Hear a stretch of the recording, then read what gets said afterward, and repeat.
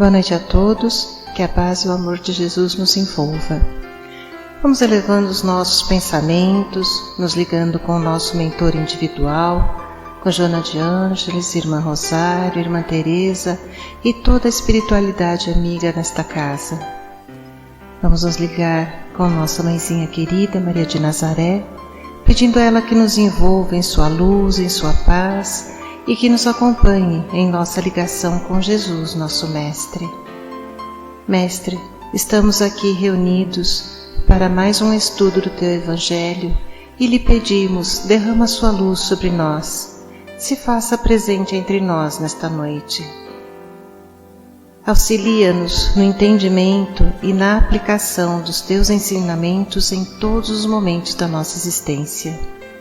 De mãos dadas a Maria e a Jesus, chegamos à presença do nosso Pai. A Ele agradecemos pelo que somos, pelo que temos, pela oportunidade desta encarnação e elevamos os nossos corações e pensamentos em louvor e agradecimento, dizendo a Ele: Pai nosso que estais nos céus, santificado seja o vosso nome, venha a nós o vosso reino, seja feita a vossa vontade, assim na terra como nos céus. O pão nosso de cada dia dai-nos hoje, perdoai as nossas ofensas, assim como nós perdoamos a quem nos tem ofendido. E não nos deixeis cair em tentações, mas livrai-nos de todos os males, pois vossos são o reino, o poder e a glória para todos sempre. Que assim seja, Senhor. Graças a Deus. E vamos nos ligando neste momento com as equipes de tratamento da casa. Vamos pedir a luz branca do Cristo sendo projetada sobre todos os nossos assistidos, para que eles recebam dessa maneira a luz, a paz e uma harmonização. Vamos nos ligar com as equipes de P2 e pedir a projeção da luz azul em todo o sistema nervoso central dos nossos assistidos, trazendo o equilíbrio e a força para esses centros de força.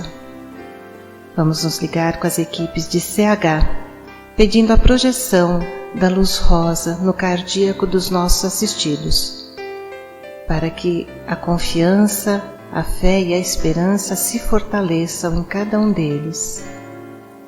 Nos ligamos nesse momento com as equipes de P3B e pedimos a projeção da luz branca do Cristo, da luz azul, na mente e no coração de cada assistido. Vamos pedir também que sejam feitos todos os cortes de ligação que se fizer necessário e que essas energias sejam levadas para o astral para o melhor tratamento. Vamos pedir a projeção da luz azul que vai envolver o sistema nervoso central, periférico e neurovegetativo. Um rosa claro no cardíaco para aumentar os bons sentimentos, um amarelo claro no frontal para fortalecer os pensamentos positivos, a confiança e a ligação com o mentor individual. E uma cúpula rosa clara vibrante da cabeça aos pés, para que o tratamento permaneça até quando for necessário. Aos assistidos de saúde, vamos pedir a projeção das cores do arco-íris, que eles fiquem envolvidos numa cúpula protetora até quando for necessário. Que assim seja, Senhor. Graças a Deus. Convidamos a todos para que assistam neste momento à palestra que será posta no ar. Que assim seja. Vamos recebendo com muito amor e carinho o palestrante dessa noite, Rialdo.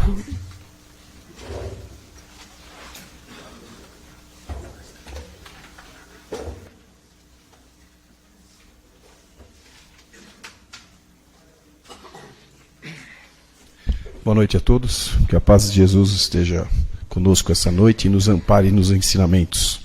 Deixa eu só dar um espaço para mim aqui, que não me perco na minha fala. O nosso bate-papo de hoje é no capítulo 21, no Evangelho segundo o Espiritismo, onde o tema principal é haverá falsos cristos e falsos profetas. Quando a gente ouve essa frase, né, nesse capítulo, haverá falsos cristos e falsos profetas, nos remete uma sensação talvez de oportunismo, né? De que sempre estaremos diante de alguém que quer tirar proveito da gente, de alguém que está tirando proveito de alguma coisa, querendo nos enganar sobre algo, e para que se dê melhor do que a gente que está ali. Porém, Jesus nos dá na primeira lição, ele traz um outro tema bastante interessante, na verdade, um subtema, que chama-se Reconhece-se a árvore pelos frutos. E isso dá uma boa conversa nos dias de hoje, né? Quando Jesus diz que de macieira se tira maçã, de parreira se tira uva, nada mais é e simbólico de dizer que de boas pessoas se tira bons atos, que de más pessoas se tiram maus atos. Isso é muito proporcional. O que a gente precisa entender, o que vale a pena a gente refletir um pouquinho na noite de hoje, é exatamente sobre comportamento humano. Tanto o capítulo todo como essa primeira lição, Jesus refere-se ao comportamento humano. A postura que devemos ter diante das situações, né, com a forma da qual nós devemos nos comportar, e acho que esse é o grande C da questão. Porque quando a gente fala de comportamento humano, a gente começa a dizer sobre certo e errado, né? O que é certo e o que é errado. E a partir daí, se a gente não buscar um pouquinho dos ensinamentos do Cristo e nos ampararmos de todos os ensinamentos que nos foram dados nesses últimos 2000 anos, a gente vai se perder um pouquinho, né? E aí a gente pode buscar um pouquinho de filosofia para entender, né? E aí eu faço uma questão para os senhores refletirem um pouco, o que aconteceria, né? Se não houvesse o céu e o inferno. Qual seria o nosso comportamento se nós não tivéssemos a noção do céu ou do inferno? Ou, de repente, do certo e do errado? Talvez essas duas metáforas nos direcionam: o que é certo vai para o céu, o que é errado vai para o inferno. O que aconteceria, qual seria a nossa atitude, qual seria o nosso comportamento se nós pudéssemos fazer qualquer coisa, independente daquilo que nós escolhêssemos, se nós soubéssemos que ninguém viria, que ninguém testemunharia essa ação nossa e que nós não seríamos punidos pela eternidade? O que nós seríamos capazes de fazer? É justamente esse senso de certo e de errado, né, que nos leva a sermos quem somos, né? E acho que Jesus foi o primeiro precursor disso, né? Porque esse comportamento do certo e errado nos leva a algo chamado de ética, algo que hoje, na nossa sociedade, em particular na nossa sociedade brasileira, está muito difícil. E quando eu estou me referindo à ética, eu não estou me referindo a só ao corrupto, que rouba o dinheiro público. Eu acho que a gente tem que ir além, acho que esse é o nosso derradeiro, né? O nosso momento, o nosso pior momento, né? Como nação brasileira principalmente. Mas eu estou falando ética da nossa postura de como é que nós estamos educando os nossos filhos, né? Porque se tem um exemplo de ética, acho que o primeiro exemplo ético foi Jesus. Jesus foi fiel aos seus valores, Jesus não se abalou por nada. Dentro de toda a simplicidade de ter nascido numa manjedoura, Jesus se manteve fiel àquilo que era proposto. Diante de tantas aberrações, diante de tantas atrocidades, Jesus se manteve fiel à sua missão, ao seu trabalho, que era ser o exemplo deste planeta e nos guiar durante a nossa evolução, né? Se manteve sempre fiel àquilo que ele se propôs perante a espiritualidade. Se a gente parar para pensar em um pouquinho de ética, e vamos voltar um pouquinho à ética, ética é uma coisa que se ensina, uma virtude que se ensina, porque quando você ensina o certo e errado, você está ensinando alguém a ser ético. A partir do momento que você ensina, a gente tem que refletir um pouquinho na infância. Não se ensina a ser ético apenas crianças, embora seria o caminho mais fácil, porque uma criança nasce sem saber absolutamente nada, né? Ela depende 100% de um adulto, ela vai aprender a comer, ela vai aprender a andar, ela vai aprender a falar, depois a gente encaminha para a escola, ela vai aprender a se vestir, depois a gente encaminha para a escola, e à medida que ela vai crescendo, ela vai criando autonomia, né? O problema, eu acho que hoje que a gente vive é porque a gente deve ter jogado essa responsabilidade, né? Nós assumimos apenas a responsabilidade dos ensinamentos da sobrevivência. O comer, o falar, o se vestir, o trabalhar, o crescer, o estudar. E eu acho que as últimas gerações pularam uma etapa aí que é o ensinar o certo e o errado, né? Nós nos esquecemos de ensinar. algumas gerações anteriores nos dizia assim, você arrumava uma confusão na rua e o pai e a mãe falavam assim, vai lá e resolva. Né? E quando você fala vai lá e resolve, você simplesmente está colocando limites. E quando você coloca limites, você impõe, talvez até um certo trauma, uma certa frustração. Mas o que há de tão errado em frustrar uma criança? O que há de tão errado em a gente dizer não para essa criança? O que há de tão errado em dizermos, você vai até aqui e a partir de agora você precisa fazer por merecer? E essas últimas gerações, eu acho que nós perdemos a força deste ensinar o certo e o errado. Né? Ou por uma falta de tempo, nós esquecemos de amar de verdade, e amar não significa passar a mão na cabeça, ou até por medo de não sermos amados pelos filhos, a gente supriu mimando-os. E quando a gente mima, a gente cria um imbecil, não tenha dúvida. Né? Mas por outro lado, quando a gente também assume que eu não tenho tempo, né? Não que eu vá dando todos os bens materiais, porque nem todo mundo tem condição de suprir a falta de tempo com necessidades materiais, mas muitas vezes a gente abdica do parar e do ensinar, porque educar dá muito trabalho. Educar é difícil. Educar é uma repetição constante.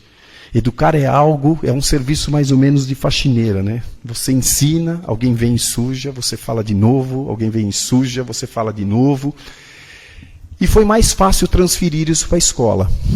Nos últimos anos nós transferimos isso para a escola. Nós deixamos na mão do que o professor ensinasse o certo e o errado. Cabíamos nós pais ensinarmos o que era tomar banho, ler, escrever. E quando a gente abre mão desse investir esse tempo, muitas vezes com uma criança, de fazer um jogo de tabuleiro, e a hora que ela tenta burlar aquele jogo, a regra, você bloqueia e fala, você não vai ganhar. A gente adotou a postura contrária. Deixa ganhar, coitado. Né? Deixa ele levar, coitado, ele é pequeno, ele vai entender. Como se aquilo fosse algo que definisse, né, a vida dela por toda a vida. E é mentira. Era mais cômodo, dá menos trabalho. A gente sentar e discutir com uma criança, a gente sentar e investir em mostrar a ela o que é certo e o que é errado. O problema é que o tempo passou e alguns de nós crescemos dessa forma. E hoje a gente está batendo na porta dos consultórios pedindo ajuda psicológica. Porque a gente não aprendeu a trabalhar com a nossa frustração. Porque a gente não aprendeu o nosso conceito de ética. E quando eu falo o conceito de ética, ele se refere a uma coisa chamada responsabilidade. Muitos de nós confundimos responsabilidades com obrigações. Trabalhar, ser uma pessoa honesta, né? Prover e ter uma vida que nós chamamos de normal, isso não é responsabilidade. Isso é simplesmente obrigação. Né? Isso é uma obrigação. Né? Eu não preciso do 5º mandamento para saber que matar é errado. Não preciso disso. Eu não preciso de outro mandamento que honrar pai e mãe seja um equívoco a hora que eu desrespeito pai e mãe. Né? Mas eu preciso entender, e eu preciso ter essa noção de que ser ético, na verdade, é assumir responsabilidades. E quando eu assumo a responsabilidade? É quando eu me incluo no pacote. Hoje nós estamos com uma mania de dizer assim, lá na minha empresa, poxa, só tem gente invejosa. Lá no meu trabalho, ninguém quer saber com nada, cada um faz o seu. E quando eu me coloco nessa situação de expectativa, parece que a responsabilidade é sempre do outro. Né? Mas, na verdade, a responsabilidade, quando a gente está falando de ética, é quando eu faço parte disso. Na nossa empresa, nós estamos com um problema lá. Né? As pessoas estão individualizadas. Quando eu faço parte, quando eu me incluo nessa situação, isso mostra que eu estou disposto a não só enxergar um problema, mas a enxergar a solução desse problema. O problema é que nós fomos treinados desde a infância de que se eu burlasse o jogo, por mais bobo que ele fosse, a vida seguiria. E tudo bem com meu pai e com a minha mãe. Meu pai é legal, me deixou levar. E a gente fez isso no ensino médio, quando muitas vezes a gente não estava 100% dentro da aula de matemática ou dentro da aula de física, e a gente deu um jeito, e aí tinha a 2ª recuperação, a 3ª recuperação, a 5ª recuperação, aí eu pedia recurso na diretoria de ensino, e até que eu era aprovado e ia para a faculdade. Aí chega na faculdade, o professor mal dá atendimento e no final, infelizmente, em virtude do sistema que nós vivemos, você faz um trabalho de TCC e você é aprovado. E aí a gente se pergunta por que a nossa sociedade está assim. A nossa sociedade está assim por nossa culpa. Porque nós precisamos assumir esse problema, que isso foi uma responsabilidade nossa. Foi pela falta de investir no tempo, de nos ensinarmos o que era certo e o que era errado, e insistirmos nessa repetição, né? Isso está errado, faz de novo. Isso está errado, faz de novo. Né? Nós abrimos mãos e hoje nós estamos sofrendo as consequências. Porque para toda ação existe uma reação. Se hoje vivemos numa sociedade onde não existem valores, se hoje vivemos numa sociedade que estamos aí ao colapso do fator ético, é porque fizemos por isso.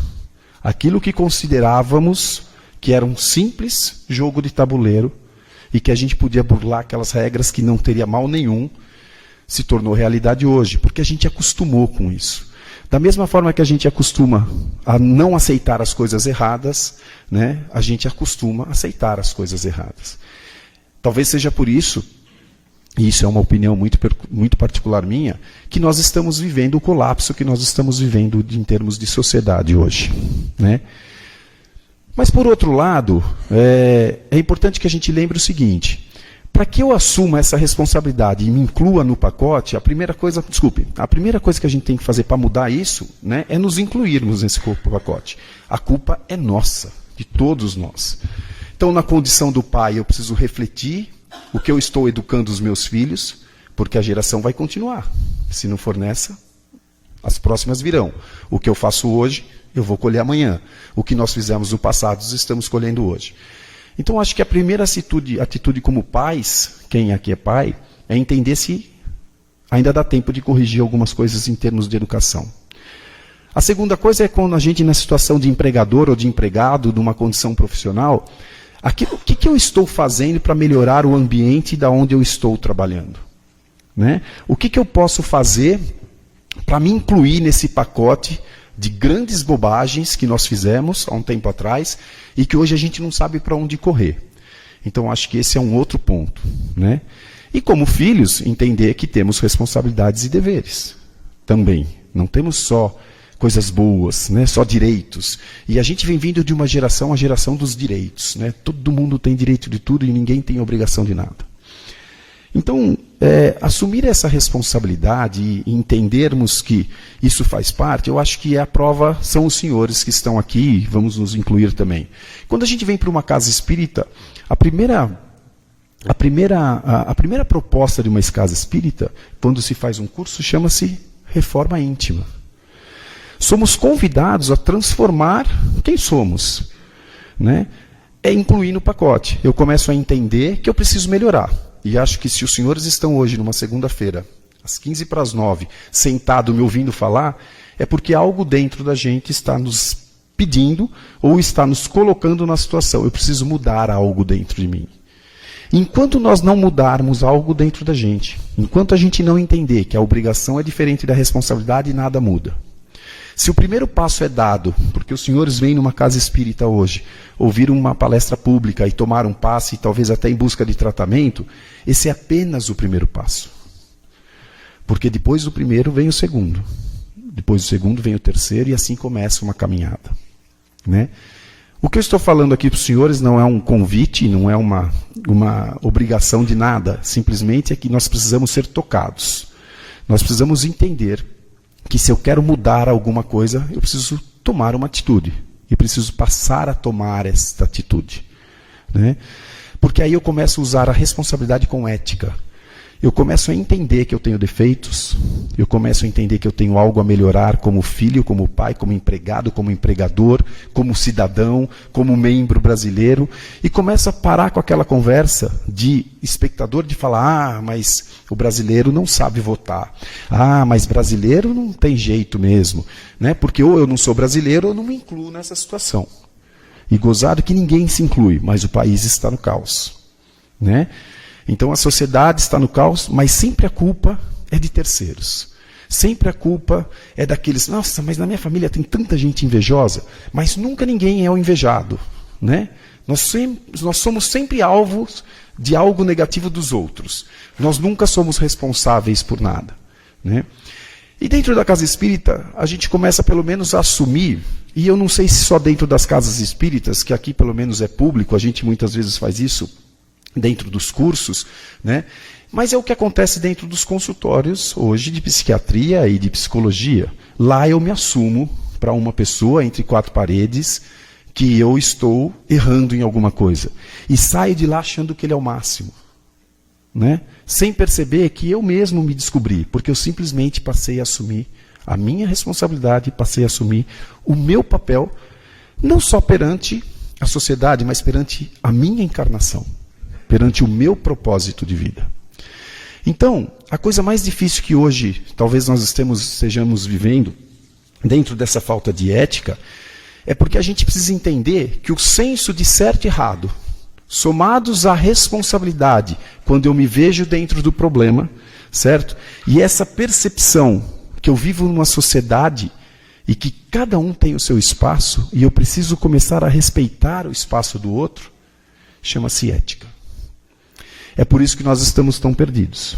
Ou porque nós não sabemos o que é certo e errado, ou porque nós não estamos tendo responsabilidades, estamos apenas fazendo as nossas obrigações sociais, o que é bem diferente. E o terceiro ponto, que eu acho que é o mais grave, e que é onde essa doutrina pode nos ajudar. Entendermos que nós não somos os únicos no universo. Que ninguém que está, os 8 bilhões de habitantes que estão no planeta hoje, não estão aqui para me servir. Eu não sou um ser iluminado especial. O único ser iluminado especial que veio, já veio há 2000 anos atrás. E mesmo assim ninguém o serviu. Os judeus até hoje não o reconhecem como Salvador. Mas a gente se dá o luxo de achar que a gente é merecedor disso. A gente se dá o luxo de achar que todas as pessoas que estão à nossa volta estão aqui para me atender. Todas elas. Seja pai, mãe, filho, o amigo do trabalho. Ninguém, eu não tenho defeito nenhum. Né? As pessoas estão aqui para atender as minhas necessidades. Se nós criamos crianças assim, nesses últimos anos, e essas crianças se tornaram adultos, pensem que essas crianças, esses adultos, estão vivendo assim, achando que todas as pessoas que estão à volta delas estão ali para servi-la. Mas a gente precisa perguntar se a gente não é um desses adultos. A gente precisa perguntar se a gente está fazendo a nossa parte.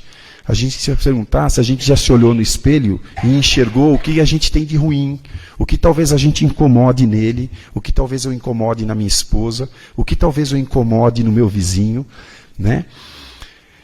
Porque um exemplo bem simbólico daqui, né? Quem já participou de reunião de condomínio? Pois é. A gente sabe que a humanidade perde a esperança na humanidade quando a gente vai na reunião de condomínio, né? Se perde. É só participar da reunião de condomínio, você perde a esperança na humanidade. A gente vê que as pessoas que moram um em cima da cabeça do outro, dentro do mesmo prédio, né, que utilizam da mesma portaria, da mesma garagem, não conseguem conviver. Né? E aí eu tenho que me fazer essa pergunta: o que será que eu estou fazendo para tentar mudar esse conceito? Né? Porque simplesmente falar assim, não, mas eu não reclamo, eu não brigo com ninguém, é muito cômodo. De novo eu estou burlando as regras do tabuleiro. E ao invés de eu assumir o problema diante da mesa e falar o que a gente pode fazer para mudar isso.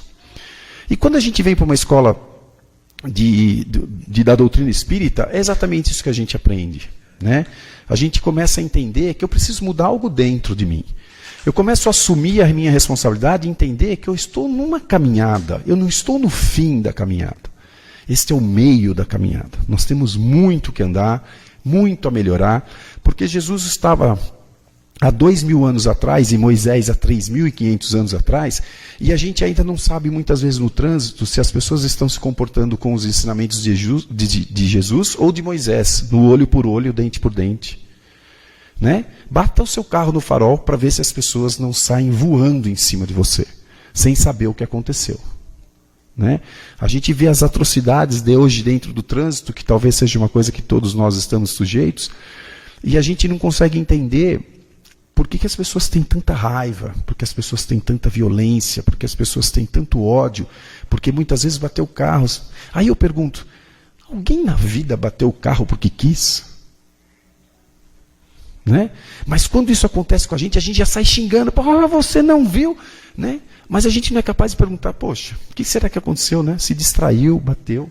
E bateu, acontece. Poxa, mas ele estava super errado. O problema é dele. Mas eu vou ter que assumir a minha responsabilidade, meu prejuízo. Então aí talvez tenha um outro problema que seja seu. O porquê que você esteja passando por aquela situação. Né? Mas a gente não vê isso. De novo, a gente volta a olhar para o umbigo da gente e vê que nós somos a pessoa mais importante do universo e que todo mundo que está à nossa volta está ali para nos servir. Né? Eu nunca me perguntei se eu tivesse também prestando atenção, eu poderia talvez evitar o acidente. Claro que isso é um exemplo muito simbólico, né? Muito grosseiro até da minha parte, mas para a gente entender que a gente vive em sociedade, que nós somos espíritos encarnados, que estamos caminhando, né? E estamos longe do final dessa caminhada. Então seria muita prepotência da nossa parte acharmos que estamos prontos. Né? Estamos prontos para quê? Né? E a maior prova da nossa incompetência é a sociedade que a gente vive, que a gente não consegue respeitar ninguém. Né? Se você para numa baia escolar, chega a ser ridículo. Né? Uma baia escolar às 7 horas da manhã é ridículo. Né? Chega a ser ridículo. Você vê cada atrocidade, cada absurdo de um querer passar por cima do outro, simplesmente porque ele é o único que precisa largar o filho na escola e sair para trabalhar. Mas ninguém no planeta precisa fazer isso. Ele é o único que está lá. Agora, que ele acordou atrasado, ele não assume essa responsabilidade. Que ele tinha um compromisso que ele não podia atrasar e deveria ter acordado a família inteira e falou, amanhã eu preciso ir mais cedo 5 minutos, isso a gente jamais assume. Porque, afinal de contas, o errado é o outro, nunca sou eu. Então, quando Jesus diz e quis dizer que dos frutos, né, colhe-se os bons frutos, reconhece-se os frutos pela árvore, Jesus simplesmente nos leva a uma reflexão de qual é a nossa postura, qual é o nosso comportamento. Né?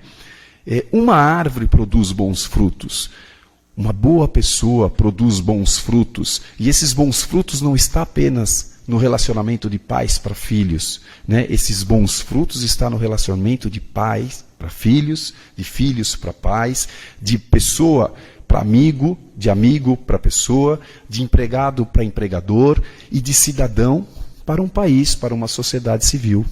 Né? Então precisamos abrir um pouquinho abrir esse nosso egocentrismo, entendermos que somos apenas um grão de areia no meio de uma multidão. Mas, de grão em grão se monta uma praia.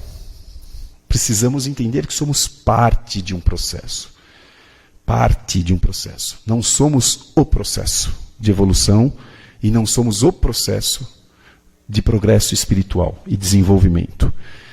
E para isso, eu volto, né, a dizer o início da nossa aula, do nosso bate-papo, sobre colher bons frutos. Né?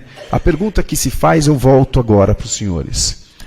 O que eu faria se eu pudesse fazer qualquer coisa, sem censura, desde que eu não fosse punido para a minha eternidade e ninguém visse? Que atitude eu tomaria? É uma boa pergunta para se pensar.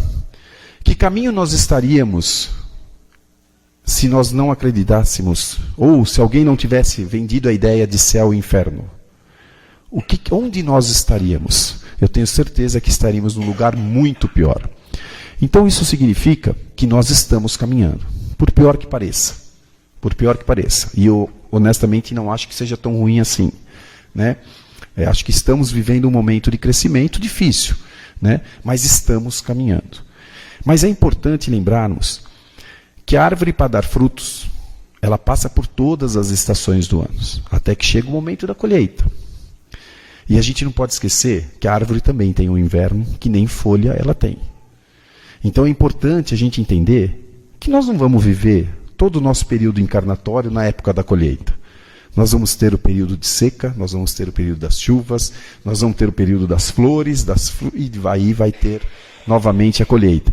E depois disso, um novo processo vai começar. Mas a gente não quer isso. A gente acha que a gente tem que estar sempre no período da colheita. E aí a gente se engana e se trai mais uma vez. Temos que entender que é uma luta incansável de bons e de maus momentos, de mais fáceis e momentos mais difíceis. Essa é a regra da vida. Isso não é surpresa para ninguém. Então a gente precisa ter forças para entender que se maus momentos chegam, maus momentos passam. Se bons momentos chegam, bons momentos também passam. Né? E não podemos perder a fé, que a fé é algo que nos mantém vivo. A fé é algo que nos faz acreditar que as coisas vão dar continuidade. Mas para que elas deem certo, que no final tudo dê certo, eu preciso fazer a minha parte. Eu preciso assumir a minha responsabilidade de fazer parte do pacote e entender que se eu sou parte do problema, eu também tenho que ser parte da solução. Que Jesus nos acompanhe na noite de hoje. Que assim seja.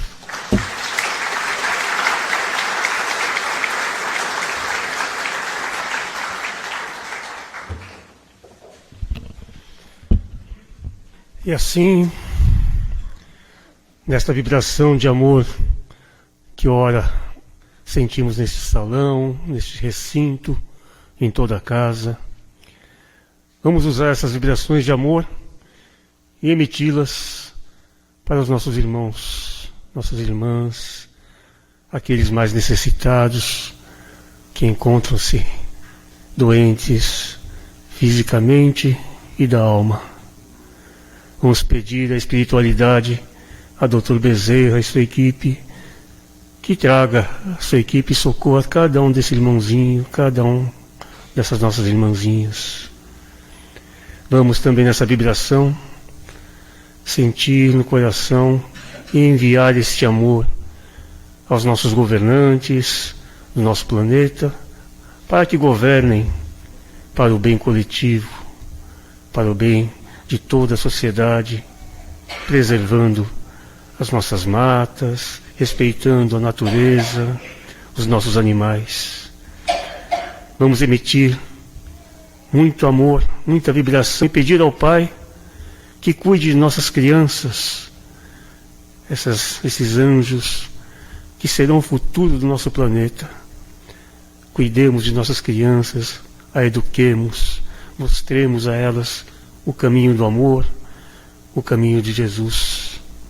E assim, Pai, a palavra é gratidão, te agradecemos pela vida, pela nossa saúde, por tudo que somos, por tudo que temos, e pelo teu amor eterno, que sempre está a nos cobrir. Que Deus, nosso querido Pai, nos conduza sempre de volta aos nossos lares, nos dando proteção, e que fiquemos sempre sob a luz do nosso Mestre, sob o amor e a luz do nosso Mestre Jesus. Uma ótima semana a todos, que assim seja, graças a Deus.